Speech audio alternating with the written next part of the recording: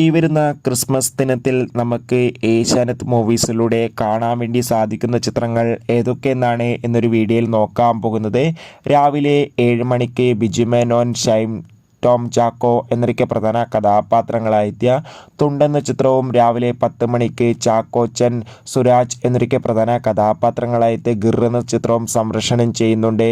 ഉച്ചയ്ക്ക് 1 മണിക്ക് മോഹൻലാൽ, മീന, പൃഥ്വിരാജ്, കല്യാണി പ്രിയദർശൻ, ലാലു അലക്സ് എന്നൊക്കെ പ്രധാന കഥാപാത്രങ്ങളായെത്തിയ ബ്രോഡാഡി എന്ന ചിത്രവും, വൈകുന്നേരം 4 മണിക്ക് ഷെയ്ൻ നിഗം, ആൻ്റണി വർഗീസ്, അതോടുകൂടി തന്നെ മഹിമ എന്നൊക്കെ പ്രധാന കഥാപാത്രങ്ങളായെത്തിയ ആർഡെക്സ് എന്ന ചിത്രവും, രാത്രി 7 മണിക്ക് മറിമായൻ ടീമിൻ്റെ പഞ്ചായത്ത് ചെട്ടി എന്ന ചിത്രവും നമുക്ക് ഏഷ്യാനെറ്റ് മൂവീസിലൂടെ ആസ്വദിക്കാൻ വേണ്ടി സാധിക്കുന്നുണ്ട്.